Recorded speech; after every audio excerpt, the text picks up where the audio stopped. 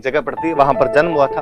अजमाल जी इनके पिताजी थे, जो कि वास्तव में पोकरण के सामंत हुआ करते थे। मम्मी का नाम था मीणा दे और पत्नी का नाम था नेतल दे। हालांकि मुझे ये पढ़ाते हुए कई बार बड़ा अजीब लगता है कि हमें हमारे लोक देवता भी पढ़ने पड़ते हैं। कितना बुरा समय आया है कि हम हमारे महापुरुषों के बारे में जानते भी नहीं, हम हमारे महापुरुषों के बारे में ध्यान भी नहीं रखते। यदि कोई बच्चा थोड़ा सा गांव के अंदर ध्यान दे ले, थोड़े से गीत सुन ले, तो भी मम्मी पापा के नाम तो कम से कम याद ना ही करने पड़े। कि अक्सर बचपन से रामदेव जी महाराज का भजन सुनते थे, उसके अंदर बार बार आया करता था, घणी रे ओ खम्मा अजमाल जीरा कौरा, वो तो मीणा दे रो लाल, वो तो नेतल रो पत्ता।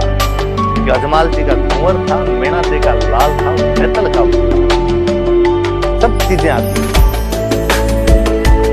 पर हम ध्यान नहीं देते, क्योंकि तो याद करने पड़ेंगे। पिताजी का नाम अजमाल जी था, मम्मी का नाम मीणा दे था, पत्नी का नाम नेतल दे हुआ करता था। नेतल दे अमरकोट के दलाल से पढ़ा है, मतलब कुल मिला के बाबू जी और रामदेव जी दोनों की शादी तो अमरकोट। मंदिर इनका रोनीचा है, रामदेव राम, जैसे हम पढ़ रहे थे बाबू जी महाराज का मंदिर कोलू मंड, जो उनका गाँव है वहीं पर है, इनका मंदिर यहाँ रोनीचा और रामदेव। ऐसा क्यों? तो कहते हैं यहाँ पर रामदेव जी ने समाधि ली। हिंदुओं में पहले यह भी एक परंपरा हुआ करती थी कि संत पुरुष जो हुआ करते थे, वो अपने समय को अंतिम जब जानते थे कि अब हमारा अंतिम समय आ चुका है, उस समय खड्डा खोदकर उसमें बैठ जाया करते थे, समाधि ली। तो रामदेव जी ने समाधि ली। कहते हैं उन्होंने भाद्रपद शुक्ल एकादशी को समाधि ली थी, और भाद्रपद शुक्ल द्वितीया को उनका जन्म हुआ था। तो उनका उर्दू कश्मीर में जब जन्म हुआ था, उस दिन जो तिथि थी वो तो थी भाद्रपद शुक्ल द्वितीया, और जब उन्होंने समाधि ली थी उस दिन जो दिन था वो था भाद्रपद शुक्ल एकादशी। इसलिए वो मेला द्वितीया से लेकर एकादशी तक। तो रामदेव जी का जब जन्म हुआ था उर्दू कश्मीर में, तब वो कहते हैं कि भाद्रपद शुक्ल द्वितीया के दिन हुआ। तो ये आज आज नहीं, अभी तो भाद्रपद लगा है, आज तो कृष्ण पक्ष शुरू हुआ, तो कृष्ण पक्ष की द्वितीया, अभी अब आगे आएगा तो शुक्ल पक्ष की द्वितीया आ जाएगी 15 दिन बाद।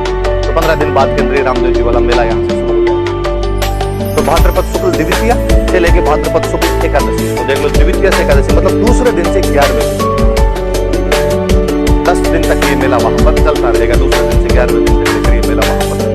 कितनी भीड़ होती है, कितनी भयंकर भीड़ होती है, कितने पैदल यात्री आप किसी मेले में नहीं पाते। अक्सर गानों में आता है, आना तो दिखावे आखो मारवाड़ की आखो गुजरात। मारवाड़ी में आखो शब्द का मतलब होता है पूरा, संपूर्ण। आपको तो पूरा मारवाड़ धोखता है, आपको तो पूरा गुजरात धोखता है। जब इतने पैदल लोग आएंगे तो कितनी भीड़ लगती होगी यहाँ पर। हम इस मेले को मारवाड़ का कुंभ कहते हैं। ये जो मेला है ये मारवाड़ का क्या कहलाता है? कुंभ कहलाता है। रामदेव जी महाराज के जो गुरुजी हैं उनका नाम है बालीनाथ जी, और बालीनाथ जी महाराज का जो मंदिर है ना भाई,